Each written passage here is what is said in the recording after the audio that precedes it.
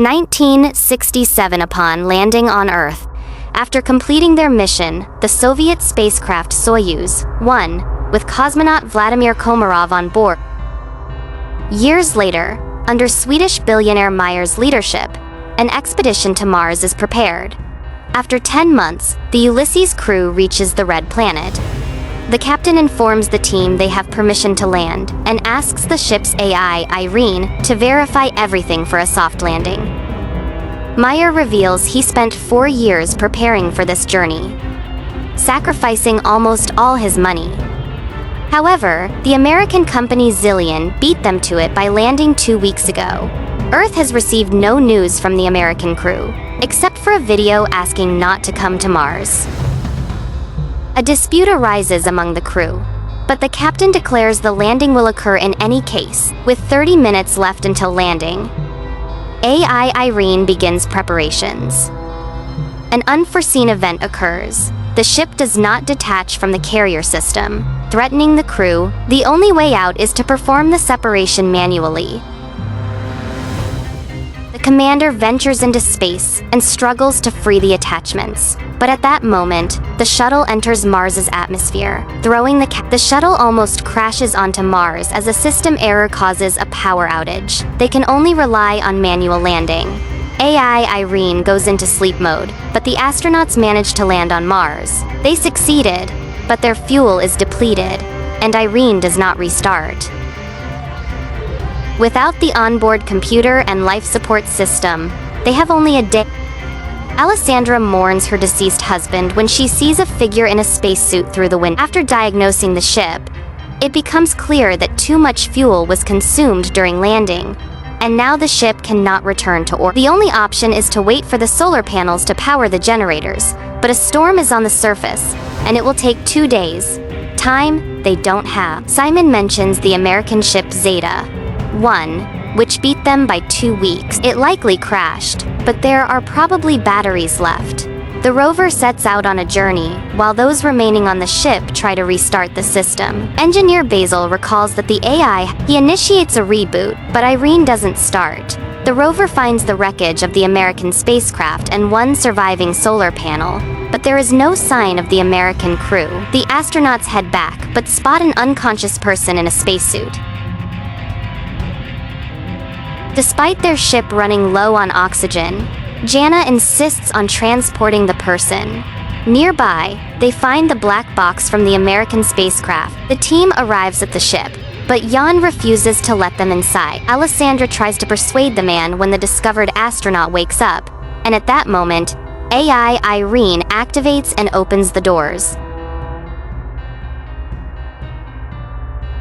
Upon examination, the found astronaut knows nothing about the American crew, as he is Vladimir Komarov, a Soviet cosmonaut born in 1927 inches Moscow. He doesn't know how he ended up here, but is not willing to reveal any secrets. Komarov confidently answers questions consistent with his time, raising suspicion he may have PTSD. The astronauts send a message to Earth and receive a response from the American corporation, Zillion, stating that there were no Russians in their mission. The crew of the Ulysses spaceship tries to make sense of the situation. How could Komarov, who died in 1967, end up on Mars after all these years? Is he a time traveler or an extraterrestrial? The psychologist is tasked with questioning Komarov first, and he confesses that Janna goes to get food while the others try to understand what has actually happened. Basil suggests the idea that Komarov was waiting for them. Meanwhile, Vladimir is eating the food brought by Janna when she confesses he died 50 years ago, and his family buried him long ago. Komarov takes this news rather calmly. In the meantime, the ship's state, although stable, remains unreliable because the engines do not work and there is no fuel. Leaving is impossible. The crew keeps an eye on Komarov, but he behaves calmly until he suddenly disappears. Simon searches the ship, but it yields no results. That's when they discover his spacesuit is missing. A part of the crew follows the heat trail tracked by Irene. The group, led by Simon, leaves the rover and continues on foot when Alessandro reports that Komarov's DNA analysis showed a third strand. He is not. Then they catch up with Komarov, who leads them to an unfamiliar structure with a small stone pyramid and tells Janna that Mars has been waiting for them for a very long time. Meanwhile, Goldstein, the founder of however, only AI could survive for such a long time on a hostile planet for humans. This implies the need for further study. Meanwhile, AI Irene conducts an analysis of the structure and determines it is identical to Earth structures from ancient civilizations.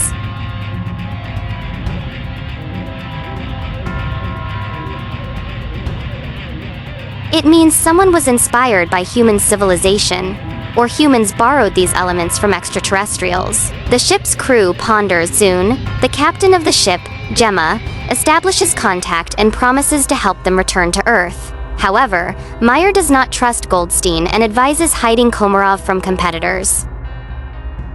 Janna brings Komarov a uniform so he does not stand out when the visitors arrive, and he requests they trust him. Shortly, two armed military personnel, Edward and Adam, arrive on their ship and behave aggressively. Edward demands Meyer hands over the found black box and they depart. Meanwhile, chemist Eva reports that the stone found on Mars consists of an alloy that does not exist on Earth.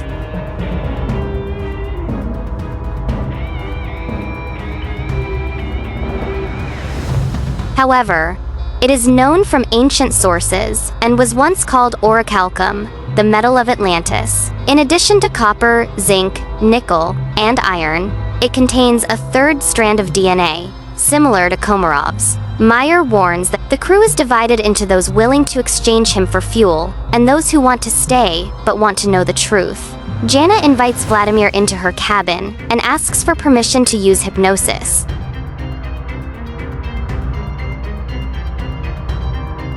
He agrees, and the psychologist begins her work. The rest of the crew listens to the conversation via transmission.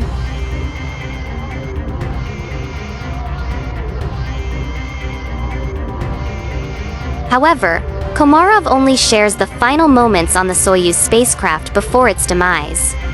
During this time, Gemma and Alan arrive on the ship and apologize for the military.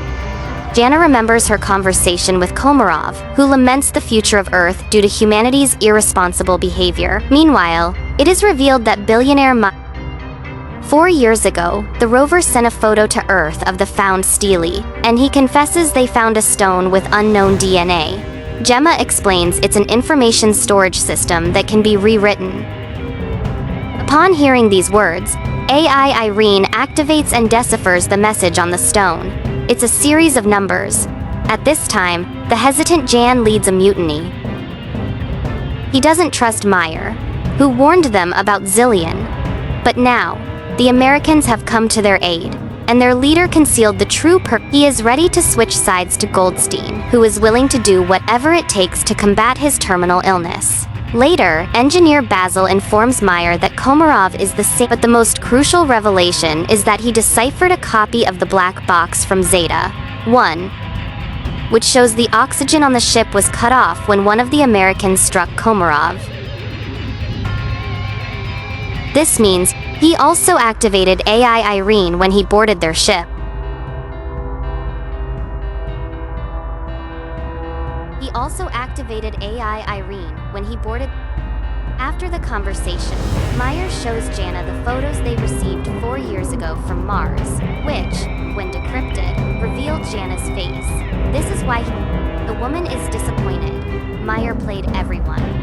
Suddenly, she sees herself in her father's house, where Komarov tells her that she is the link between Mars and Earth. He has been waiting for her for thousands of years. And now he provides coordinates on Mars where Janna should go. Meanwhile, on Earth, scientists inform Goldstein that Komarov is the equivalent of a computer, and he himself is a biological. They are ready to transfer his brain into Komarov's body, but cannot guarantee the preservation of his personality. However, Goldstein is ready to take any risk to get rid of his term. Meanwhile, Janna leaves the ship despite Simon's protests. At this time, technicians Alan and Alessandra test the engine and discover that access to it is blocked, and Irene suddenly begins responding with jokes, which is entirely uncharacteristic for a machine. It is revealed that she has reprogrammed herself. Her interface and logic are changing, and she refuses to answer who or what made her do this. Engineer Basil realizes that her system is becoming like a... Irene confesses that she is evolving. In the meantime, Janna finds a small stone pyramid, and Simon forcibly makes Gemma accompany him in the search for Janna. Jan discovers his absence, and after contacting Simon, receives an order not to let in. Just at that moment, American military personnel arrive, demanding that they hand over Komarov. Jan is willing to open the entrance, but the rest of the team opposes it. Mayer asks Basil to send a message to Goldstein, hoping that he may be more reasonable than his people. However, Irene has blocked communication with Earth. The engineer realizes that radical measures will have to be taken, but Jan still opens the doors, and the military... Basil begins to reboot Irene, just as the Americans find Komarov, but then the lights go out and the astronaut disappears. Meanwhile, Janna, stumbling, falls from a hill. She regains consciousness, but discovers that her leg is trapped. At this moment, the enraged military officer demands that the crew explain where Komarov went. He begins to beat people, demanding to summon the captain. Desperate, Janna screams. Is her destiny to die in a pit on Mars? But she is found by Simon and Gemma. Alessandra notices an approaching storm. The military officer is preparing to leave the Ulysses ship, leaving the people in danger. Suddenly, the lights start flashing, and the newly appeared Komarov asks to take him back to Earth. Simon, Gemma, and Janna go together to the place indicated by Komarov and find an entrance to an underground bunker, very similar to the Petra tomb. The psychologist feels where to go and leads the couple. Soon, they find real water, but this is not what Komarov wanted to show them. Meanwhile, on Earth, Goldstein tells the nurse a story about the study of Mars. People were searching for green men. He tells the story of the loyal dog Hachiko, and compares Komarov to him, who was created by someone 100,000 years ago and left on Mars, where he faithfully waited. At this time, on Mars, the astronauts find a wall made of human bones and realize that they are not the first people on this planet. It's not Earthlings colonizing Mars, it's the Martians who came to Earth. A tragedy unfolds on the Ulysses spaceship. The cowardly Jan grabs a gun, intending to get on the American ship at any cost to return to Earth, and shoots Komarov. Janna immediately falls in excruciating pain. Alessandra tries to help Komarov, and Simon helps Janna, but the Russian cosmonaut dies, and Janna stops breathing too. Then Simon removes his helmet, and surprised by the presence of air in the cave, performs artificial respiration on her. The girl regains consciousness. Gemma walks toward the Ulysses ship when she's informed of Komarov's death and the approaching storm. Meanwhile, Myers secretly goes in search of his crew members because the Americans refuse to take the billionaire's team back to Earth. At this moment, a recovering Janna sees the light in the bunker and leads Simon to. Upon coming out, the astronauts see a figure in a spacesuit in front of them and recognize Komarov. Meyer finds the entrance to the bunker and catches up with Simon and Janna while heading toward the light. He is amazed by the presence of a living Komarov who suddenly tells them that everything ended here a long time ago. People realize that this is the North, but how did they get here? Komarov explains that this planet was once inhabited by a species that went extinct because it went astray, and that species was humans. A group of survivors settled in this place but ended up killing each other when resources. The rest of them flew back to Earth. Plato called them the Atlanteans. Komarov continues to talk about how he waited for thousands of years for Janna, who embodies qualities of both branches, human and Martian AI. Only she can save humanity from themselves. She must decide whether humans deserve a second chance. Their conversation is interrupted by the military officer who intends to take the psychologist back to Earth. The American aims his weapon at the cosmonauts, and Janna seeks help from Komarov. Suddenly, the military officer starts gasping for breath and falls.